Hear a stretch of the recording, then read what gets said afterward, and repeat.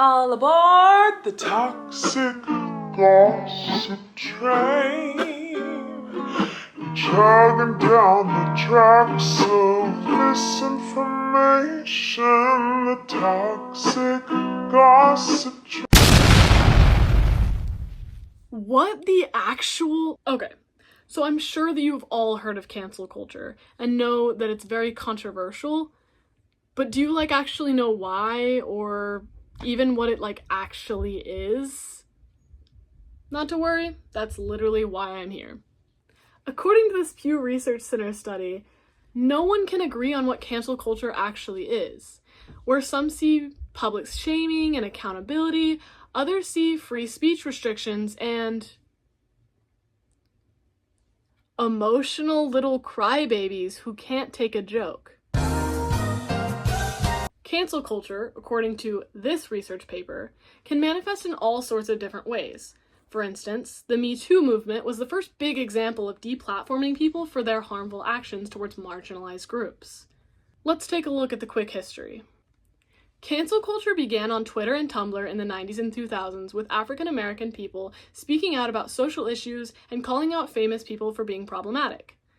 Canceling started out as a funny way to call out a friend for things like forgetting a birthday or being late, but over time it became something bigger, with entire groups of people discussing canceling celebrities such as Kanye West, or even brands for offensive behavior.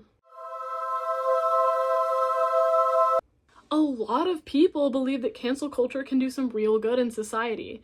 Like I mentioned, in the Me Too movement, women and girls were able to publicly call out men for sexual abuse and assault.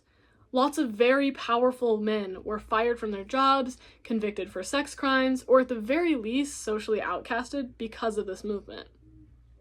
Another reason why many people participate in cancel culture is that this sort of mob mentality can be very effective, and it has been happening since basically the dawn of civilization. According to this study, it has been used as a way to keep people in check and reinforce social norms since the Middle Ages. Keep in mind that just because something is the norm or has always been done a certain way does not mean it's right. Another study showed that marginalized groups feel a sense of comfort and validation when individuals are canceled for reasons like racism, sexism, or homophobia. So this sort of deplatforming can absolutely uplift and empower people from such communities. Although cancel culture is controversial for a reason. So let's take a look at why people are so critical of it. According to one of the studies I mentioned earlier, canceling a person can sometimes do the exact opposite of what we might want and lead to even more popularity for somebody controversial. For example, Colleen Ballinger still has over 10 million subscribers on her Miranda Sings profile and over 2 million on her personal account, despite the serious grooming allegations. Or, of course, the Paul brothers, who kept one-upping each other with offensive or disturbing content for years and still have over 20 million subscribers each. There is also the fact that when people do apologize online, their videos tend to become extremely popular, which gives them more of a spotlight, even if it is just in meme culture. Another issue or setback with canceling is that people in power can try to cancel those with less power for things like protesting social norms and challenging systemic racism or even heteronormativity. For example, Donald Trump has a history of attempting to cancel people, according to this paper.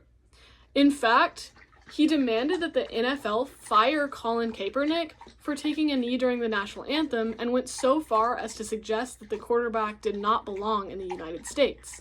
Colin's actions were a form of his own free speech to challenge systemic racism and police brutality. Basically, cancel culture is supposed to be the deplatforming of famous groups or individuals who have caused harm via actions or words to a marginalized community or just people in general. Unfortunately, it has not always been the case. Next time someone is getting canceled, make sure to look into the person's actions and try not to give them excess popularity if they've done or said something awful.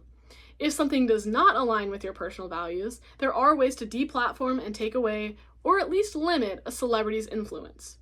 For example, a lot of people buying Harry Potter books movies, or merch right now gives money to J.K. Rowling, who has stated some very transphobic things in the past. How do you feel about cancel culture now that you know a little more about it?